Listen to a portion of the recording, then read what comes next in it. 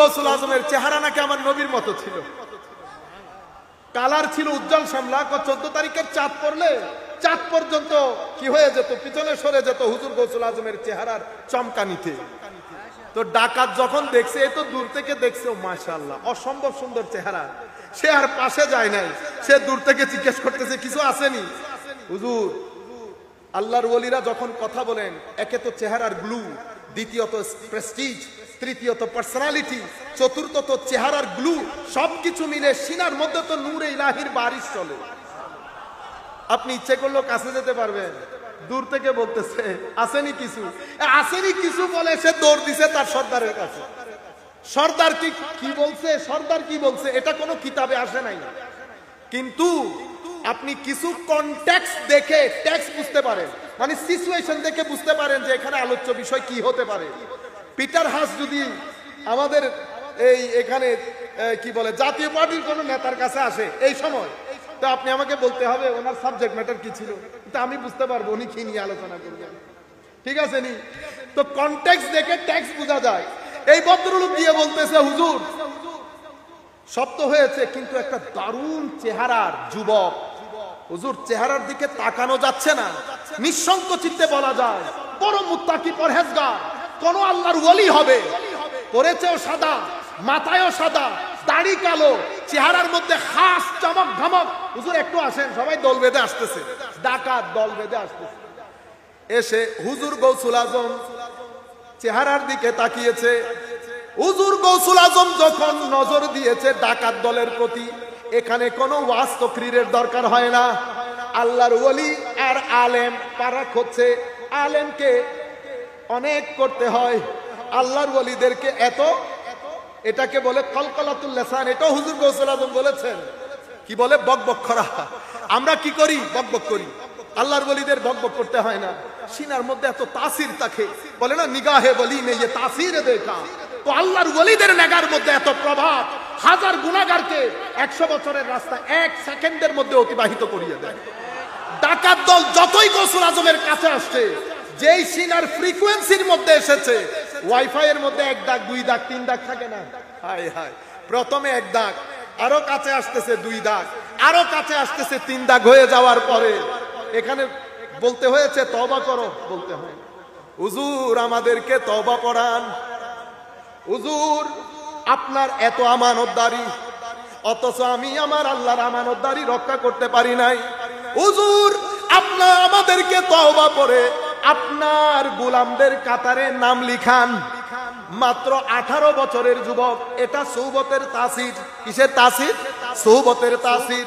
মনে রাখবেন, আমার নবী আমাদেরকে কোনো জায়গায় অন্ধকারের মধ্যে রেখে যায় নাই। আমার নবী সবকিছু 14 তারিখের চাঁদের মতো করে গেছে, সূর্যের মতো আলোকিত করেছে। ইয়া রাসূলুল্লাহ, কোন ওয়াজের মধ্যে আমি বসবো?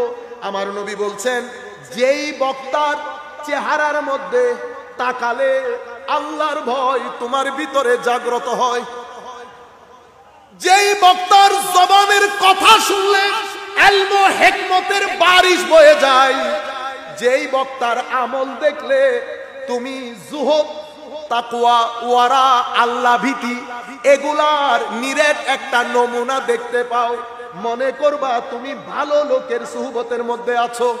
আমার নবী বলেছেন, চেহারা দেখলে আল্লাহ নজরে আসে। কেন? নূর দিয়েছেন আল্লাহ, এটা আল্লাহর নূর। এটা কার নূর? আল্লাহর নূর। তো আল্লাহ জাহের হচ্ছে কার মাধ্যমে? আয়না কোনটা? তো এটা মুমিনের চেহারার আয়না, এটা মাজহার। আল্লাহ জুহুর, আল্লাহ বিকশিত হচ্ছেন, প্রকাশিত হচ্ছেন কার মাধ্যমে? মুমিনের চেহারার মাধ্যমে। বুঝতে পেরেছেন? এটাই কারণে মাজহার, এটাই কারণে মাজহার। এটা কিভাবে হয়? কোন ব্যক্তি যখন ওই তাওহীদ লা ইলাহা ইল্লাল্লাহ মুখে বলে, এই কথা তার চোখও বলে, কানও বলে, নাকও বলে, তার ভিতরও বলে, তার রূহ বলে, কলব বলে, নফস বলে, তার সামগ্রিক জীবনের মধ্যে যখন আল্লাহ বাদে আর কোনো কিছু থাকে না, তাকে তাওহীদি জনতা বলে। হুজুর গৌসুল আজম ওনার এক বন্ধুকে বলছে, বড় তাওহীদ তাওহীদ করছো, আসো দেখি তৌহিদ পরীক্ষা করি কার তৌহিদ ভারী বেশি। হুজুর সেটা কিভাবে সম্ভব? তুমি একটা অস্ত্র নাও, আমি কোনো অস্ত্র নিব না। তুমি বলো এই এলাকার মধ্যে সবচেয়ে ভীতিকর জায়গা কোনটা, সেই জায়গায় যাব। তুমি হাতে অস্ত্র রেখে যদি ভীত হও, সন্ত্রস্ত হও, তোমার ভিতরে যদি ভীতি আসে, ভয় আসে, বুঝতে হবে তৌহিদের নূর তোমার ভিতরে আসে নাই। কেন? যার ভিতরে তৌহিদ আছে সে আল্লাহ বাদে আর কাউকে ভয় পায় না। লা খাউফুন আলাইহিম ওয়ালা হুম ইয়াহজানুন। আল্লাহ বাদে না কাউকে পরোয়া করে, না কোনো কিছু চলে যাওয়ার কারণে দুঃখ করে। আল্লাহ বাদে তাদের জীবনে আর কোনো কিছুই থাকে না।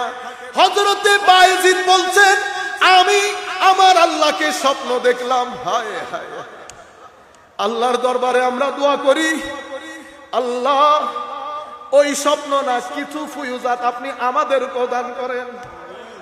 আল্লাহ রে, আমরাও তো বান্দা, আমরা মানি আমরা গুনাহগার, কোনো সন্দেহ নাই।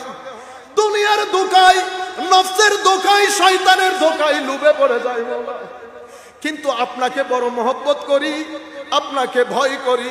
আল্লাহ যদি গুনাহ না থাকতো, যদি আপনি সন্তুষ্ট থাকতেন, তো যখন উঠাবেন হাসি মুখে চলে যাব। আল্লাহ এই মুহূর্তেও যদি আপনি রাজি হয়ে যান, আপনি যদি তুলে নিতে চান, আমাদের কোনো ভয় নাই, আমাদের কোনো পেরেশানিও নাই। ভয় করি শুধু গুনার কারণে। কিসের কারণে? গুনার কারণে। হযরতে বায়েজিদকে বললেন, বায়েজিদ তুমি আমার দরবারে কি চাও? চাও কোনো কিছু আমার দরবারে, বলো তুমি কি চাও? হযরত বায়েজিদ আল্লাহর দরবারে চাচ্ছেন, আল্লাহুম্মা ইন্নী উরিদু, আল্লাহ উরিদু ইল্লা মা তুরিদু। আল্লাহ আমি শুধু আপনার দরবারে এটাই চাই, আমার ভিতরে আপনি ছাড়া আর কোনো কিছুর যেন চাহিদা না থাকে। আপনি ছাড়া আমার কাছে আর কোনো কিছুর যেন চাহিদা না থাকে। সেই জন্য আল্লাহর ওয়ালিদের দরবারে একটা জিনিস দেখবেন, ইনারা কখনো টাকা পকেটে রাখে না। 5 টাকা হোক, 500 টাকা হোক, আসার সাথে সাথে মানুষকে দিয়ে দেয়। হুজুর গৌসুল আজম 40 দিরহাম নিয়ে বাগদাদে পৌঁছার সাথে সাথে এই টাকাগুলো গরিবদের মাঝে বিতরণ করে দেয়। গাছের পাতা খেয়েছে আমার গৌসুল আজম, জঙ্গলে জঙ্গলে ঘুরেছে। 1-2 বছর নয়, প্রায় 20 থেকে 30 বছর পর্যন্ত রাত দিন এক করে দিয়েছে আল্লাহকে রাজি করার জন্য। আমরা বড় বড় কারামতের কথা বলি, হুজুর গৌসুল আজমের মুজাহাদার কথা কেউ বলি না। আপনি যদি পড়েন আপনি না কেঁদে পারবেন না। হুজুর গৌসুল আজমের দরবারে স্যালুট করা ছাড়া পারবেন না।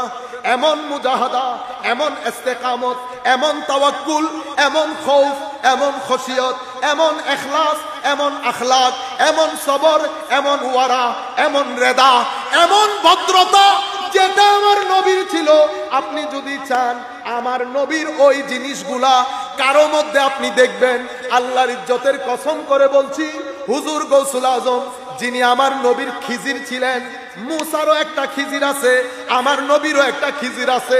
তবে আমার নবীর খিজিরের সামনে মুসার খিজিরের কোনো কম্পারিজন নাই।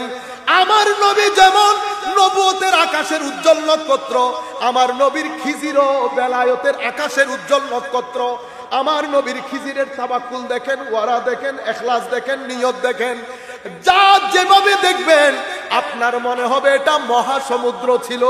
এই জন্য আমার নবীর খিজির বলছেন, দারাস্তুল ইলমা হাত্তা সিরতু কুতুবা। জ্ঞান শিখতে শিখতে আমি এক ধাপ গিয়েছি, বেলায়েতের জগতেও এক ধাপ গিয়েছি।